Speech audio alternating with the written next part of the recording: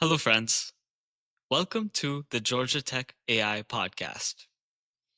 My guest today is Manisha Natarajan, a fifth year robotics PhD student advised by Matthew Gombolay.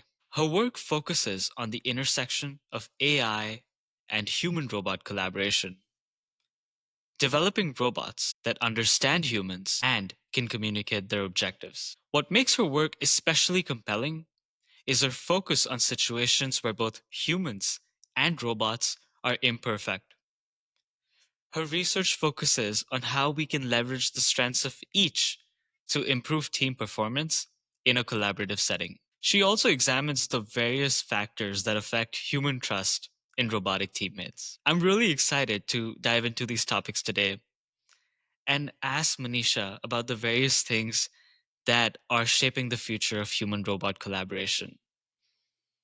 And now, dear friends, please welcome Manisha Natarajan. How do you define this concept of trust in a human robot relationship? Okay, so I think trust is essentially any person believing that an agent or a robot will behave as they expect. So it's sort of you're taking a gamble thinking that you have the same end goal or intentions and you want to meet the same target. And there's always some form of vulnerability in the person who's trusting in another agent. And so this agent is either a human or a robot, it doesn't matter. But trust is essentially believing that some other outside entity will behave as what you might expect them to do. Is it the same definition for a human robot and is it the same for a human human context? So I think essentially to me that's what trust means. But how we trust humans versus how we trust robots can be different. So if we are trusting humans, I think one is that, as I mentioned, like this intention that they want to help us and we are working towards a common goal. And the other thing that we also look at is how competent they are at this particular task. But I think when it comes to robots or other AI agents, it's more like you are more focused on the competence, because I think in general we do understand that agents, at least currently, don't have intentions of helping you, or I think a general person would, that's what would look into an agent. So I think it's more on the competent side and how you estimate the competence of that agent versus your capabilities to realize when you want to trust this agent is what matters in that context. So, do you feel we see robots more as tools rather than entities like humans? I think we're on a curve. I think in the past, robots were treated more like entities, but we are having more intelligent agents and they've demonstrated much more capabilities and they can talk like humans and they do have certain gestures that make them seem human like. But I wouldn't say we consider them equal to like social beings yet. It could change in the future soon, but at least to my knowledge, I still think they're somewhere in between. They're not a tool that is fixed for a specific task, but they're not capable of expressing everything that a human might be able to express. Very interesting. What do you feel are some of the attributes that cause robots to be trusted more and almost seem human like? Or let's say it this way, there was a term that you used in your paper, perceived anthropomorphism, and that quality led to humans trusting robots more. Could you talk more about that? Sure. So anthropomorphism gently just means how human like this agent is. And so, what we noticed from my study is that in the context of agents helping you for cognitive abilities, just for decision making context, it's not just the robot's form or how it looks. That's not the only thing that matters, but also how it behaves. So, this could be gestures and its tone of communication, whether it can maintain eye contact with the person while talking, those things matter. Also, its ability to modulate its behavior, like apologize if it makes mistakes, those factors can also account for how human like the agent is perceived as. So yes, it should look like a humanoid. Those factors does matter, but also it's, I think its behaviors matter more. At least that's what we found in my study with trust on robots offering decision support, that their gestures and communication capabilities matter a lot. Right. Do you feel what humans fundamentally want is not something that exactly looks human, but something that understands it? And do you feel understanding is the key, that empathic bond between a human and a robot? Definitely. And also the ability to adapt to different people preferences. And it's also that we change our preferences from time to time. One day I might stack my dishes in a different way from another day because maybe I'm having guests over. So I want to keep it nice and clean. And so I think the ability to adapt and understand that these preferences can change over time, like, and what is the context for these preferences also matter a lot. But yeah, there is this uncanny valley. We don't want robots that look too human like. And this has been extensively studied in the past because it sort of throws you off. There's like a disgusting factor, I feel. If it's too human like, but it's not actually capable of doing everything that a human does, it sort of throws you off because your brain is sort of confused. You look too much like a human, but you can't do everything that a human does. And like, it's not a human being. So it's, yeah, we don't want to be in an uncanny valley. And I think designing robots is more task driven. Like if you want a robot to assist in your home versus maybe in the workplace, it could be very different on what its capabilities and how it should look like. What do you feel your underlying motivation is with research in human robot interaction? Is it for robots to be better partners in achieving goals, in achieving your task outcomes, or is it more about building relationships and trust? Or do those two things go hand in hand? What is your perspective on this? Okay, that's a great question. I think to a certain extent, like if you want to be a good teammate, you need to build that relationship. You need to understand what the other person wants and when to offer assistance. So understanding the other partner is crucial. But I tend to look at robots being here to assist us, and I am more task driven. I want to create robots that can do things that we cannot do. So from my perspective, I don't want a robot that has emotions and feelings. That can be good in certain contexts if you want agents taking care of elderly, or if you want social companions. Yes, you need robots that can understand emotions and maybe even recreate emotions to build these relationships. But from my perspective, I tend to look at robots as being our companions to do tasks that we might not be able to do by ourselves and help us in improving our efficiency and work together as a team, I guess. That's sort of what I look at. And my only pushback is I feel trust develops over time in human relationships. As I see instances of competence being displayed by the robot, I will inherently trust it more over time. I wonder what is the current state of research in this area about how we can observe trust developing between a human and a robot. Are we there yet? What needs to be done to observe these kinds of phenomena? So it's very hard to measure trust. So there are two ways that we commonly look into for measuring trust. One is asking people through questionnaires like, how much do you trust this agent? Do you think this agent is trustworthy, capable of doing these certain tasks, and so on? That's one way to gauge a person's trust in the robot. And the other way is we look at some mannerisms of the person. So let's say if you are working with a self-driving car, if you trust the car, then you will have lesser tendency to take over control over, with the car. You just trust the car to do its own thing. So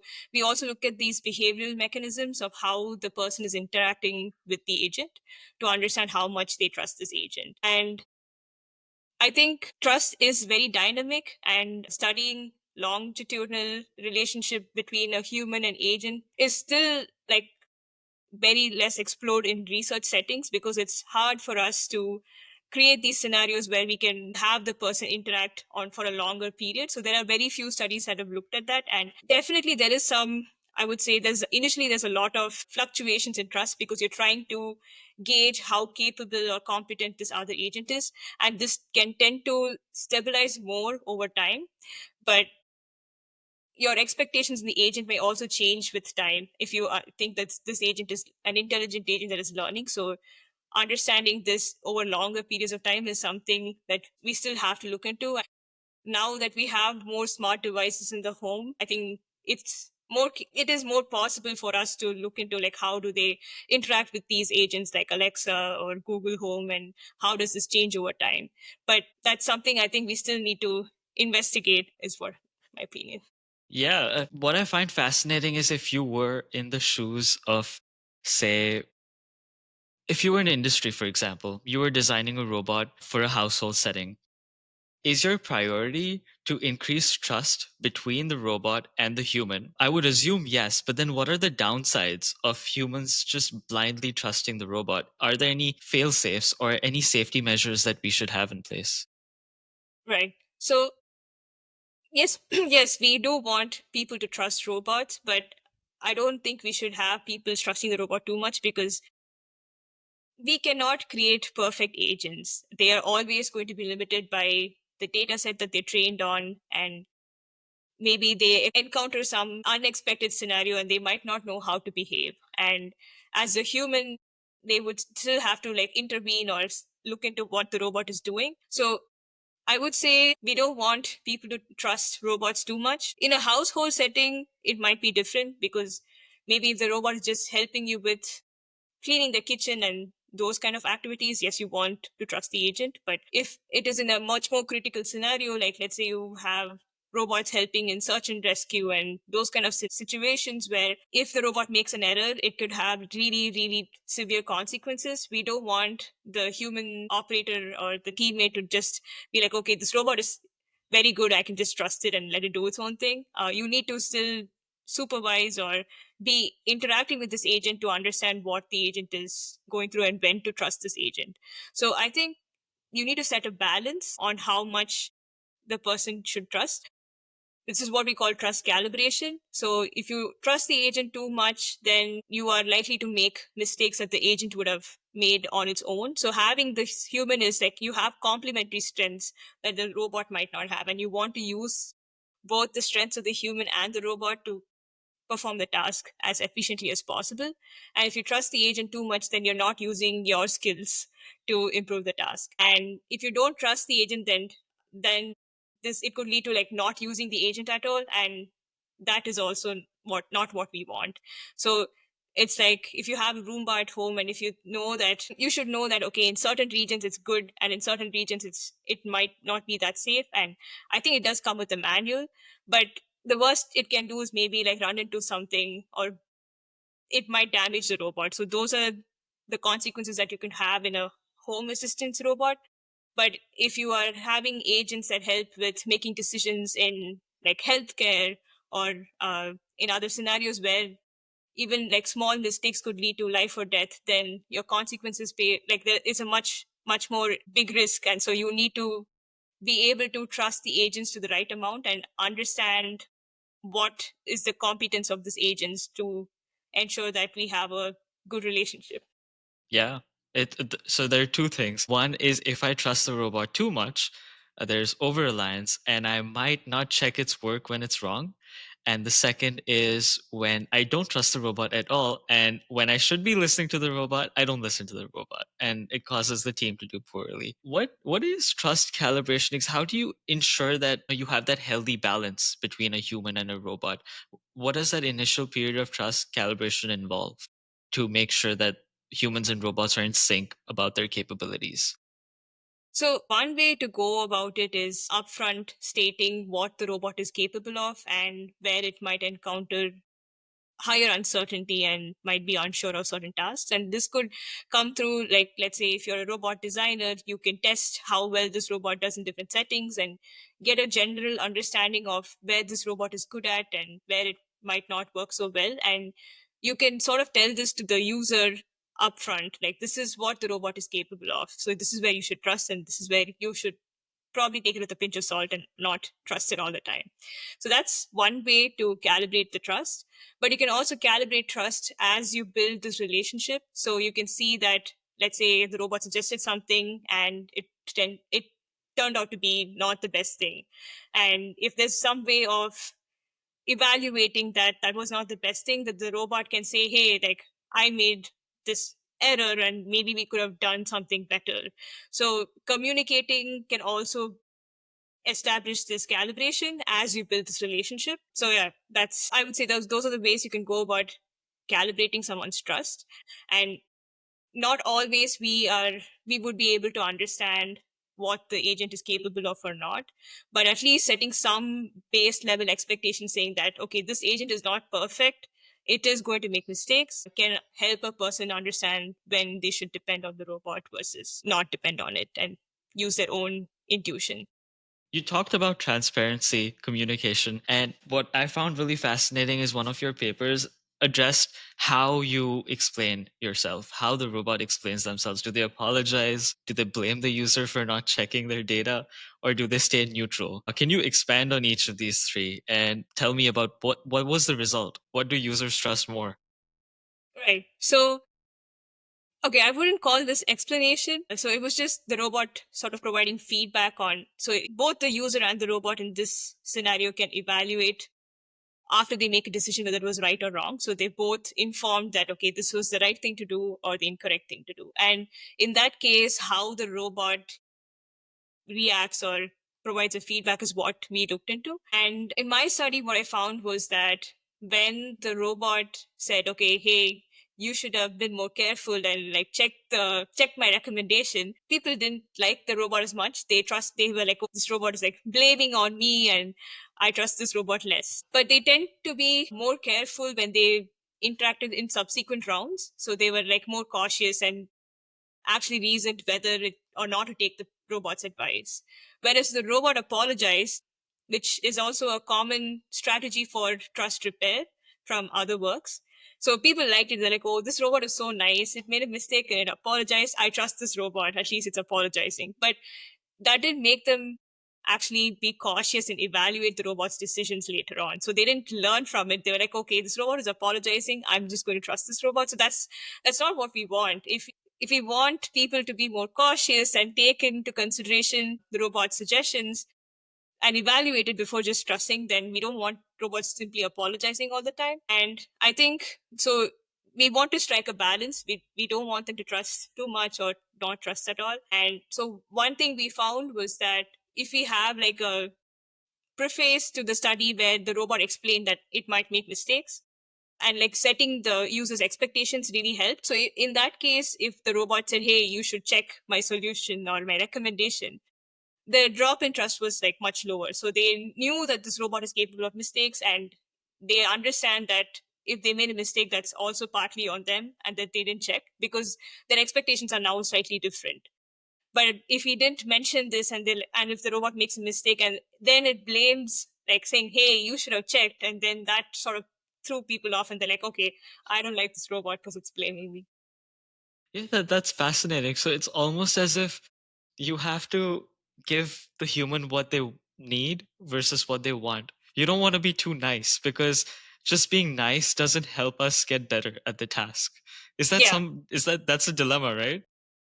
Yes, so I think so. If we are looking at it from a performance perspective of like if you have this task and you want the agent to help you solve the task, then you still need to build this relationship with the person because you want the person to take into consideration these suggestions. But they should always also be cautious, and that is the balance that we aim to strike.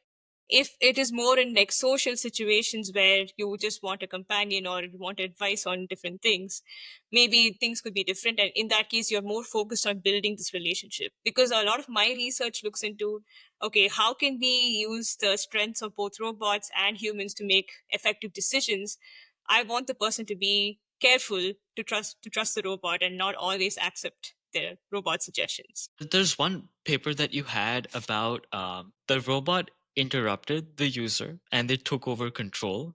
That led to better performance than a robot interrupting the user and explaining their action.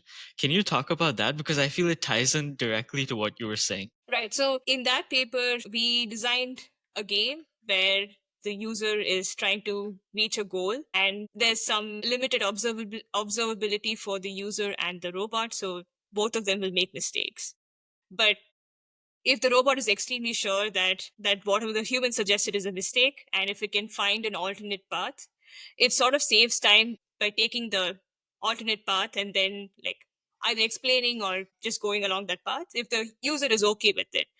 Otherwise, if the robot stopped, then the user still has to make an alternate decision. So the time taken changes, and we were measuring performance based on how many steps you take to the goal. So that's time in this context. So if the robot took control and it was sure that there's an alternate path that's safe, then you are wasting time negotiating with the user. So that sort of improved performance in terms of how fast you can reach the goal.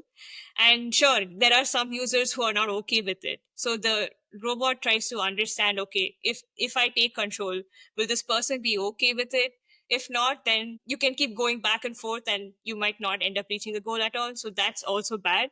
So the agent tries to reason about, okay, is this person compliant enough with me so that if I take control, they'll be okay with it. If they're not okay with it, then it probably should just interrupt them, because at least in that case, they might listen to the robot and take a different direction.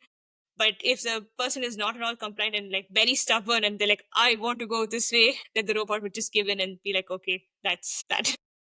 Yeah. Is it ever okay to just override a human and just ask it to, okay, the robot's going to take it from here? How is that going to translate to the real world? Aren't there ethical issues there? Right. So, I mean, like, you can look at it. This could also apply to, like, say, a self driving car. If the agent is extremely confident that this person is going to damage the car or lead to an accident, it could be helpful that the car, like, stops instead of letting the person do what they want. If safety, assuming safety is the objective here. But yes, there could be issues because the agent is also not perfect and it could have other consequences. So in our case, this study, at least it was possible for the human to undo the agent's actions. So if even if the agent takes control, the human can take over control again and undo whatever the robot did. So it was not such a big deal in this context. But I think there are ethical implications of when we want agents to take control, and especially with like self-driving cars and those kind of safety critical applications, we want to see when it would be like, in what context is the agent okay to take control, and how do we, I think a big issue with self-driving is also accountability. So if there's an accident, like, do we blame the human or the self-driving car company for the algorithm, right? So I think there's a lot of ethical concerns even now. But it has been like, we know that if we have all of the vehicles today were self-driving, it is definitely much safer than having human drivers on the road. And yeah, I think this has a lot of ethical complications, and I don't really know what the right answer would be. But I think if safety is a priority, then if we know for sure that if the agent knows for sure that this is going to lead to an accident, and then at that point just stopping control just would be safer, then I think the agent should intervene and stop. Because if the agent is passive and it doesn't stop, that I would still say is not being a cooperative agent, because you're not prioritizing safety when you know that stopping can save everyone. Yeah, yeah. It's wow. There's just so much here because I feel your environment, the one that you were studying in the paper, it's simple. It's the frozen lake problem. But life is complex. Even in a driving example, I know of cases where if you're very close to crashing and you can see that you're gonna crash, the system would just intervene and brake. Mhm. Yeah. But then what about a search and rescue mission where you don't really know what the outcome of your action is going to be. You'll only find out a few hours later that this was a successful maneuver. How do you reconcile that issue? Because sometimes the robot would intervene and say, okay, I got it from here. I know what I'm doing. What you're going to do is going to lead to a crash, but what I'm going to do will save our lives.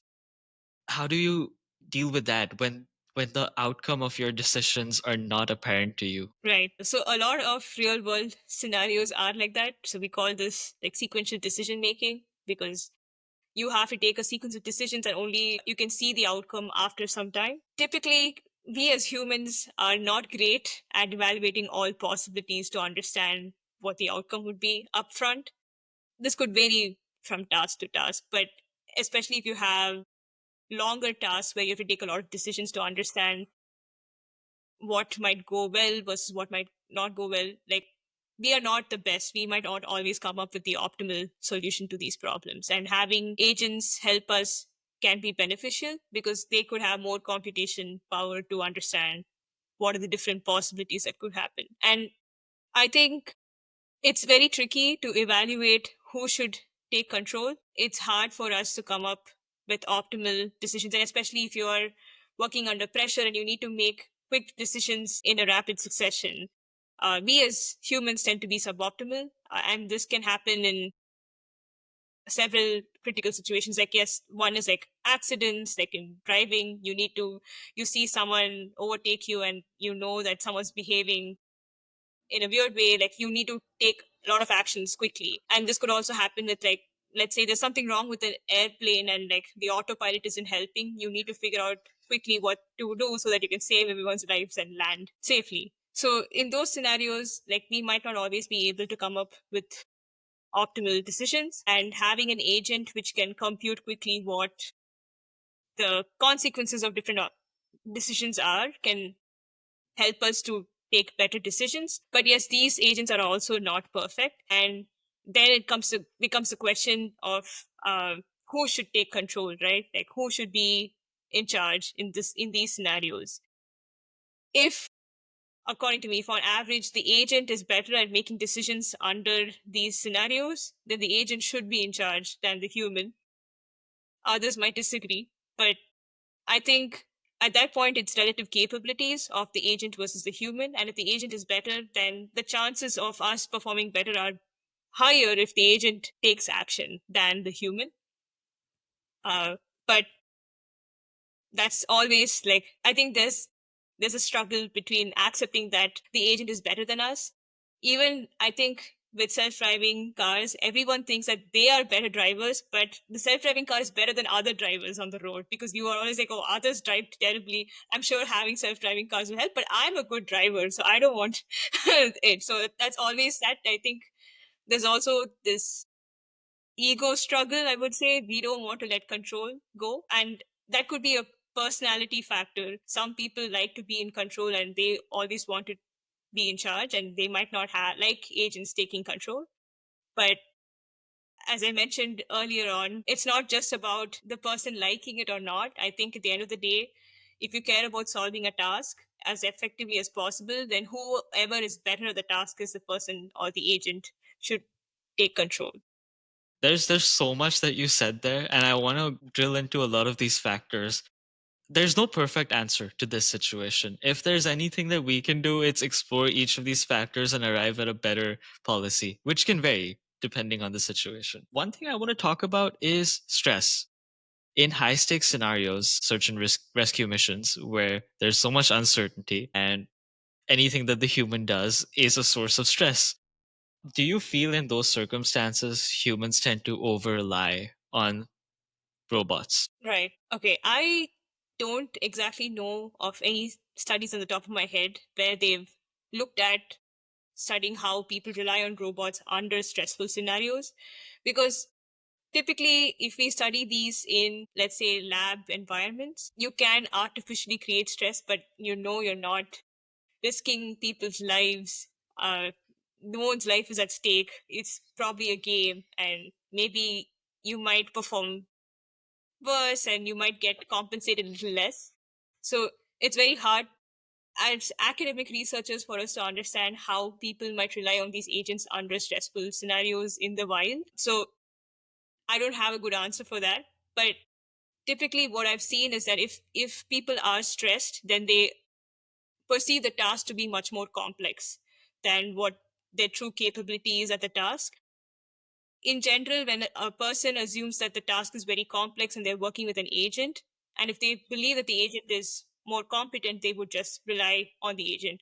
So I think under stressful situations, there is definitely a possibility that they will perceive the task to be much more complex and that they're not good enough for the task, and they would tend to rely on the agent much more, and they might not be able to evaluate whether the agent is giving good suggestions or not. And that could definitely, but yes, I don't have concrete evidence or anything to back this up. This is from what I understand is that when I design these games to understand how people look at studying trust or depending on robots. If the game is too simple, then they don't need the robot. So they just ignore the robot and they can just play the game on their own. So then you're not really studying trust. And if it's too complex, then they just stop thinking. They're like, okay, let the agent tell me what to do. I'm just going to blindly follow the agent. They know that the agent is imperfect. We tell them, but they're still like, oh, this game is too much for me. So I'm just going to listen to the agent. So I think similar things could happen when they're stressed. That if they perceive the task to be very complex, they might just let the agent take charge or like just follow the agent, whatever the agent says. Well, then, what should the robot's responsibility be in complex, high stress situations? Is it about educating the human, making them feel less stressed, or is it taking over control? What should be the priority? Okay, that's interesting. So it also depends on how much time you have to take this decision. So if you have very short amount of time to make a decision, I think if the agent expects that the human is going to perform poorly, then the agent should just take a decision because there's no time to negotiate or explain to them what's happening. But assuming that we have some time, I think the agent can either provide explanations or like prompt the user to think and provide a suggestion. Maybe think like, oh, hey, what do you think should is the best thing right now?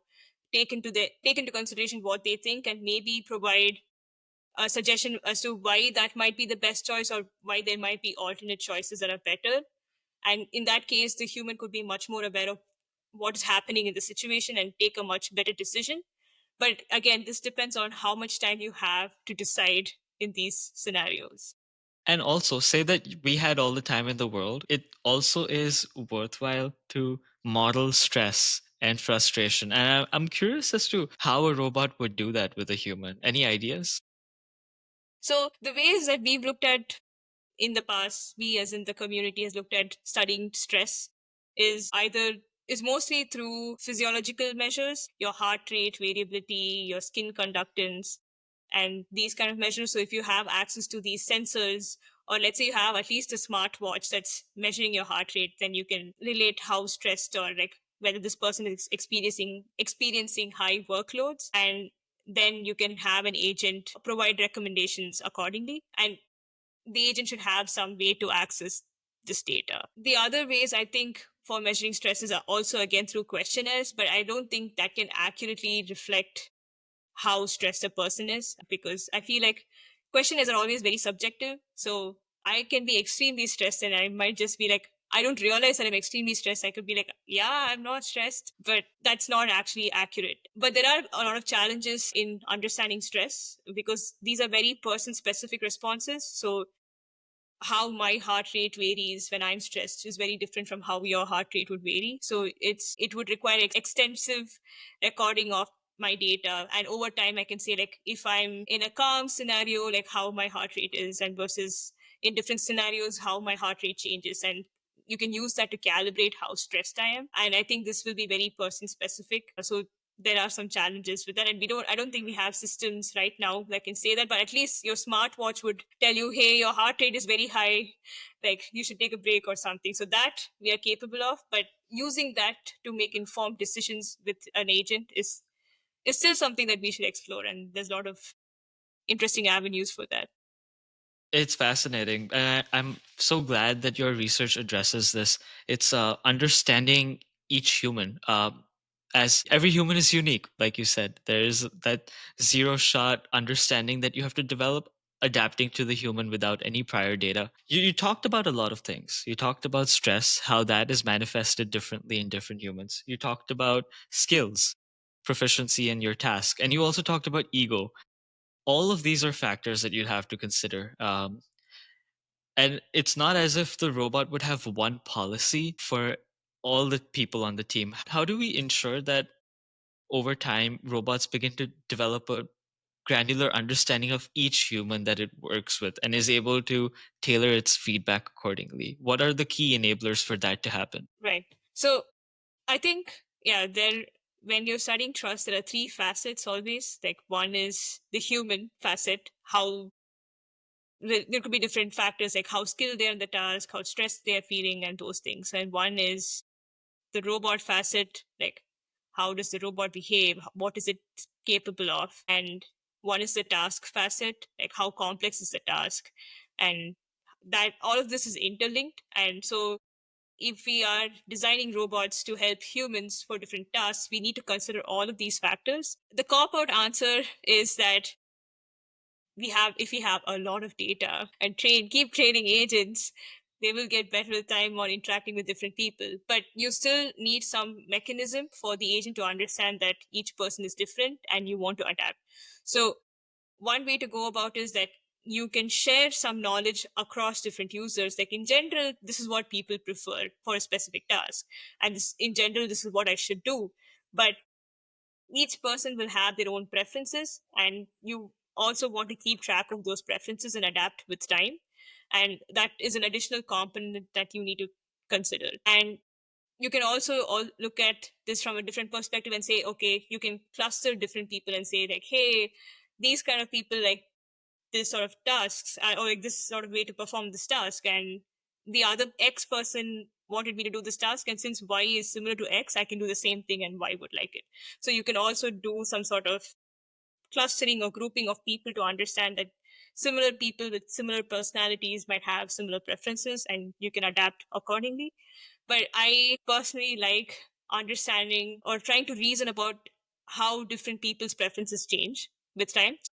In how I would go about doing these things is that, okay, I think we should have like a base policy that can at least do the task to a certain extent, but have some way of reasoning about, based on your history of interaction with this specific person, what do you estimate this person likes and what they don't like, and adapt your behavior accordingly. And an intelligent agent should be able to convey that if it is uncertain about the user's preferences, it should be able to ask them, hey, do you think I should do this or that? What would you prefer? That's one way to also go about this. And you can keep updating your understanding of this person as you keep interacting. It's a lot about very similar to how humans get to know each other, right? You come in with some assumption of what this person is, but then as you meet them, you update your Yeah. priors, you update your Yeah. beliefs about this person. And what I find fascinating about your work is you can clearly tie whatever you see between humans and robots to human and human relationships. There's a very strong parallel.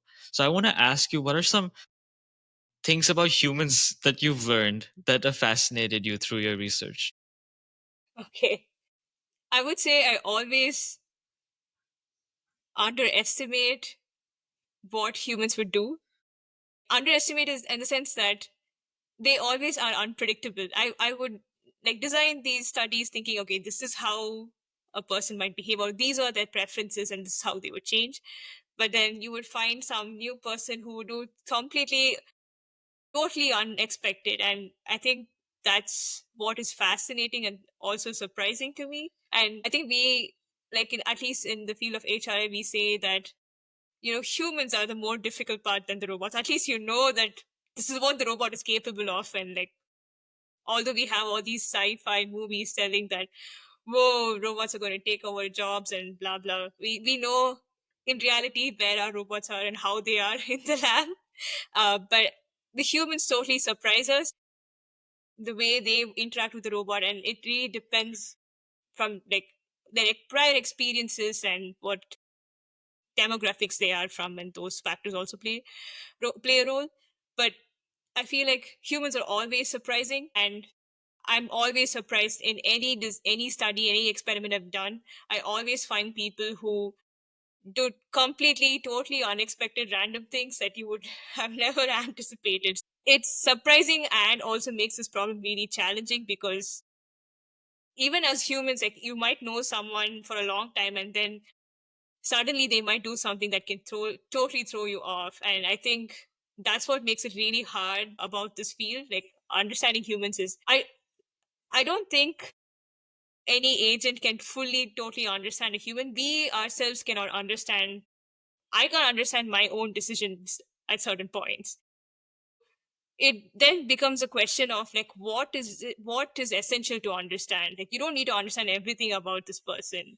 You need to understand for this context what is important to understand, and that's what we care about. So it's sort of like a lot of my research is task driven. So like for this task, okay, I need to only care about these things, and how well can we understand those, even in, if that's why it's easier to study in game based settings, because people typically have fewer strategies, and you can try to reason about, okay, this is the strategy this person likes versus someone else. But even then, it sometimes someone new might come in and they can just be like, I don't like any of this, I'm going to do something totally random, and it's really hard to predict such behavior. It almost sounds like you're frustrated right now. it, I wouldn't say I'm frustrated. I think it's that's what makes it interesting also. Otherwise, if you can totally predict what this person is going to do, and I think then it makes it less challenging and less of a surprise. But yeah, definitely it makes it challenging, and sometimes we've had people come in and break our robots like accidentally, so that is frustrating as a researcher. there's such an important point that you alluded to. What is necessary? What is essential to understand about the human in this context? How do we ensure that robots and their decisions can be made explainable? How can robots ensure that the actions that they undertake can be explained transparently? Right. So, okay, so there's a lot of debate in AI on what is explainable and what is interpretable, and what do we actually want? Do we want explanations or something that we can actually understand? Because an agent can tell you that this agent made this decision because of so and so factors. But if you can't actually verify the agent's decision making based on the fact, it can just tell you, okay, I took this decision because of this factor. But you don't know if it actually used that factor or how it used that factor to arrive at this conclusion. Then is that a justifiable explanation? So there's a lot of challenge again in this. Um, I would say we want some way of, especially like in critical applications, we want some way of verifying whether like what the agent said, like even as an explanation, is actually consistent with its actual decision making. And that comes with more interpretable models, where you have simpler models and you can actually calculate and check the agent made this decision because of these factors and how much importance it gave to these factors. But sadly, most of our models right now which perform well are like these big black box models, and so they're not interpretable, and so we can come up with some explanations after we train these models, but it's not always that these explanations are consistent with what the agent actually did, and there's no way of verifying whether this explanation matches. So it can say, like as I mentioned, like these attention maps or like heat maps and stuff, it can say that this is what I've paid attention to, but you don't know how that information was used. And in that case, you can't really verify. I think you need some sort of verification as a person to like, or as a expert in the field should be able to verify what happened.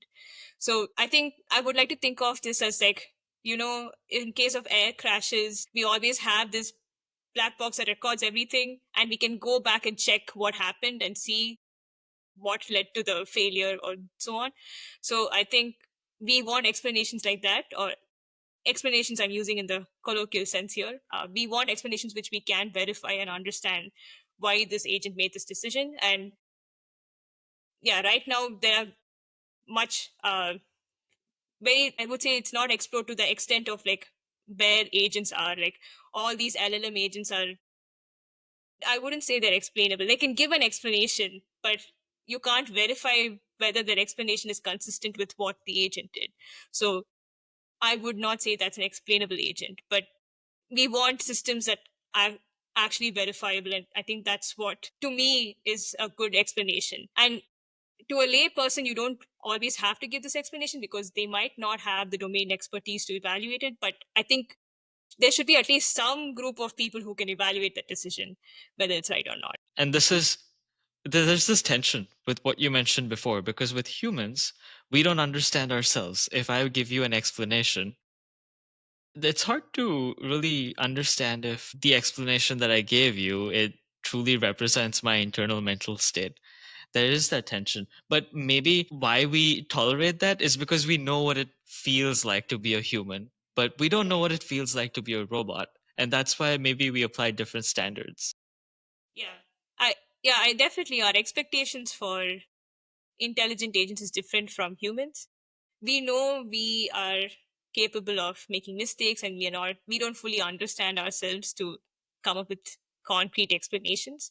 And we understand that, like that's how we are accustomed to each other. But we don't want agents to be also human. We want agents to be capable of other things that we can't do, and so we have different standards from them. And I think that's something we should strive for. Like, if we don't want to create agents that just thinks like us and just does the same thing, then why do we need these agents, right? So I think it's a good standard to strive for, like creating agents that can give explanations that which we can actually verify and understand what's happening. But yes, we are not there yet, because if we have this kind of verifiable mechanism, then the models tend to be simpler and they don't perform as well as more complex models. And there has been debate saying that it's not always that powerful models give you the best performance. It also depends on the data that you have. But if you have a powerful model, even if you throw a lot of garbage data, you can still get something useful. But if you have a simpler model, you need extremely good data, and that's not always the case in a lot of applications. You talked about explainability, but what are some other big challenges that human robot interaction researchers have to address over maybe this next decade or so? Yeah, I think a major challenge is one, understanding and adapting to preferences in a larger context. So if you show your preferences to a specific task in your house, let's say you like certain things arranged in a specific way, how do you generalize to some other scenario? It could be like you like stacking plates in a specific way in the kitchen, and maybe in a different way in a different compartment or something like that. How do you generalize like what your preferences are in different contexts? You don't want the person to always keep telling you like, hey, do this, do that. If you ask them too many things, then they're just going to get annoyed. So one thing is that the agents should learn to generalize to a certain extent. Okay, like they've showed me once how to do this. How can I generalize to other contexts, and how do I keep track of these preferences? And also, these preferences will change with time. So if you have a robot for several years, assuming that we grow up and we have robots in our house, and it's just going to assist us, like you need to also understand that these preferences can change with time. So I still think the human component is a very, very challenging aspect of this equation, like understanding what they want, when to ask them for if you're uncertain, because if you ask too much, that can also annoy them. So how what they prefer and how these preferences are changing with time is a crucial aspect. The other things is that for a lot of this is also, we still want, in terms of robot learning, we still have to make big strides, because a lot of our work in our lab looks at learning from demonstrations where the person teaches the robot to perform a task in a specific way. So maybe you teach it to make a salad or something. But if you want to make another salad which has similar ingredients, the agent should be able to use its prior experience to know that, like if I tell you how to chop mushrooms once in a specific way, you will know that. That's our expectation from humans. I'm not going to teach you again and again on the same thing. But for robots, like understanding what how to keep track of the shared knowledge, even for task specific things, it's still challenging. Like how do you know what I should remember from another task versus start from scratch? Those are very interesting challenges. And because we don't want the person sitting and teaching everything, right? So that's also very challenging. I think the other thing is building relationships through trust, and understanding when to communicate if you're uncertain about certain things, and also trying to evaluate when a person might be better at the task than the agent is, and would they be okay with you taking an action without their permission or their control. Like those are a lot of there's a lot of interesting research. And I think the more capable our robots become, we'll have more scenarios where humans and robots interact, and we can also identify more problems and come up with it. And there's also other things, right? Like if you have robots in the house, you might have kids running around, and that can totally derail the robot's strategy, because you need to take different actions around kids or dogs and so on. So I think there's a lot of work to be done. And uh, I think right now what we're doing is that we want to have these base level set of capabilities that an agent can do. And we are still studying preferences and how these evolve in limited contexts. But if we actually deploy this in the house or in workplaces, then you get more richer interactions. And you can also see, like, we were also talking about stress, we can also see how people behave actually under stress instead of inducing them like some stress through some games or whatever. And we can try to understand how to create agents that can better help people in various contexts. This theme of trust and dependence is huge. And I also wanted to ask you, you've been a PhD student for the past 5 years. What got you so interested in this conversation around trust and dependence?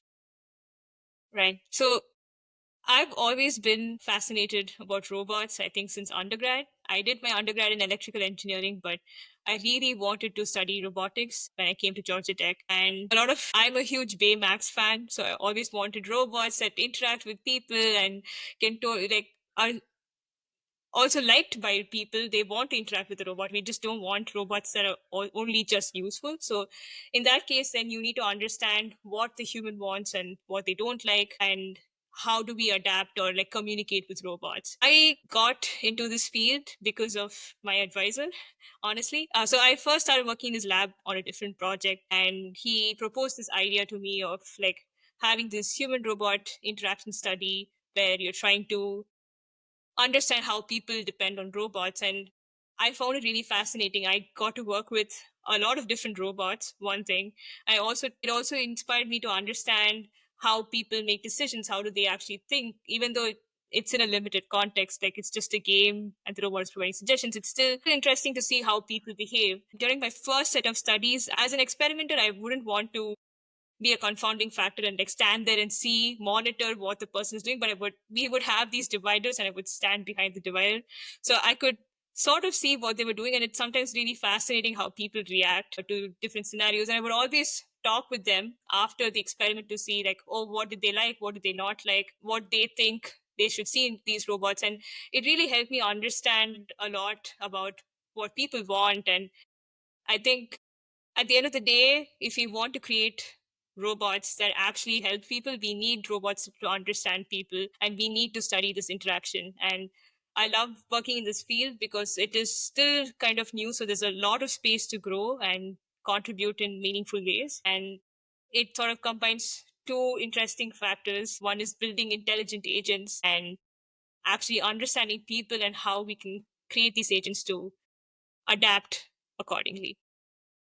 Yeah, I completely agree. And I also find it so commendable that your work directly addresses a lot of the questions that you've brought up. I'm curious about looking forward once you're done with this PhD. I remember asking you, okay, what are your future goals? And the first thing you said was being done with this PhD.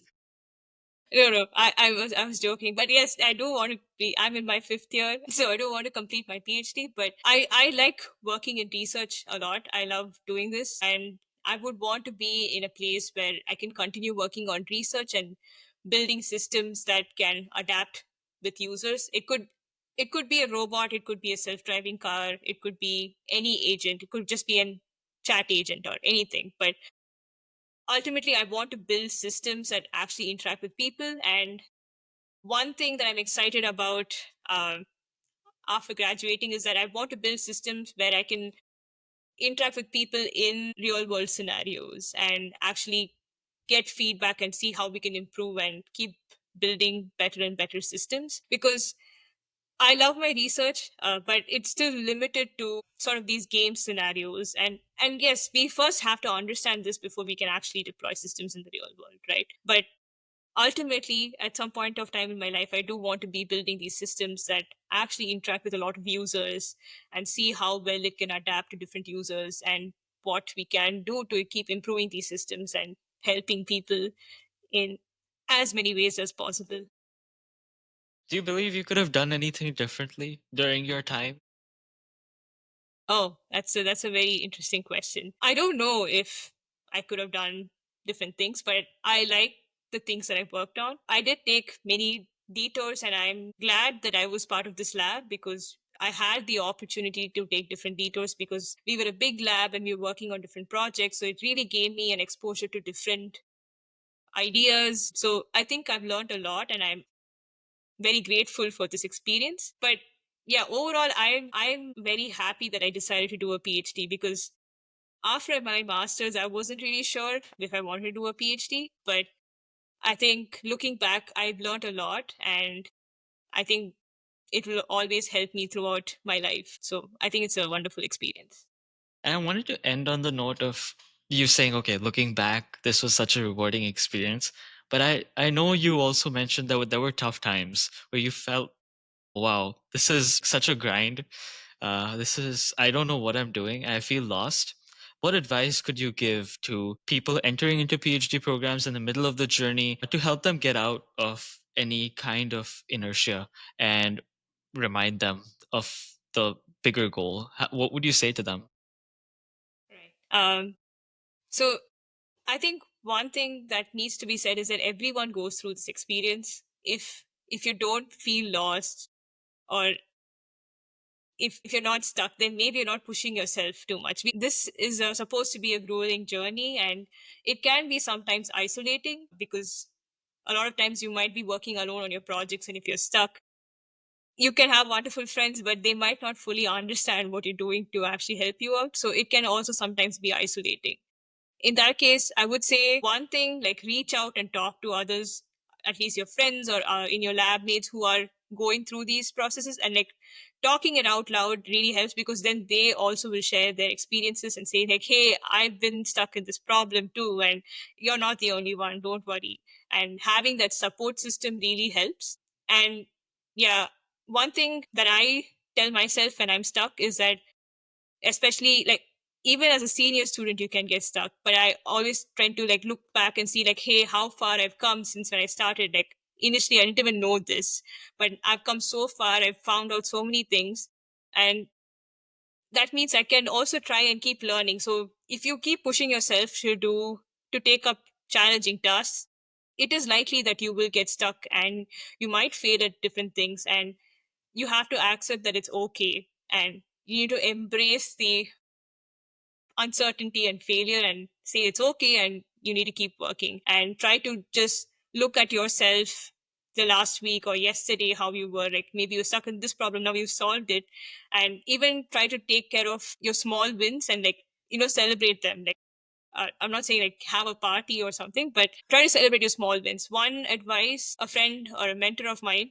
gave me is like, they have like this positive inbox where like they got any good emails, they pinned all of them so that anytime that they're having a hard day, they would go back and look at those emails and they're like, hey, okay, these good things have happened, and that's because I was struggling in the past and I kept pushing, and so I should keep pushing further. Yeah, everyone goes through this and it's totally okay. And I think having a good support system really helps. And also, you need to keep motivating yourself. That's at the end of the day, that's also very important. And having a good advisor who is supportive also plays a very, very important role, which I am lucky in my case. What I notice about you, your advisor, even some of your lab mates is this quality of giving back and helping others. Why is it so important to cultivate this quality as a researcher? What are some immediate benefits that you've seen by doing this? Okay.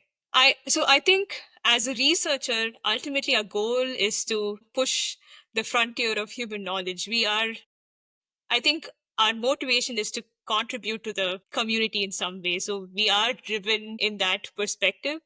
And something that I absolutely enjoy is that if I can, I really like mentoring students, and if I can mentor someone, and I just think back, like if I had a mentor, like if I was in their phase, if I had, what kind of mentor would I want and what kind of advice would I want? And I think that's just really nice to share. I feel like I might be biased, but I feel like in academia we all are like, as professors, as researchers, we want to contribute to the community in different ways. And so we are biased to like, hey, yeah, we want to help people. And that might not always be the case. And I think it's just fun. For me, I love interacting with different students and hearing different perspectives, and I've always enjoyed it. So I try to contribute as much as I can. I just think it's fun. I don't know. Yeah, and it makes everyone happy. It makes the pie grow bigger. It's not a competition. No one loses by helping out. And yeah, I'm super grateful for this opportunity and being able to speak with you. I think what you've shared in this past hour will be really helpful to people listening. Okay, I'm so glad I got to do this. This has been really fascinating and trying to recount different experiences over the past 5 years. Yes, it's fun. And I hope you keep doing this. And I hope to see more researchers inspired and more researchers giving such talks because this is really fascinating. Thank you.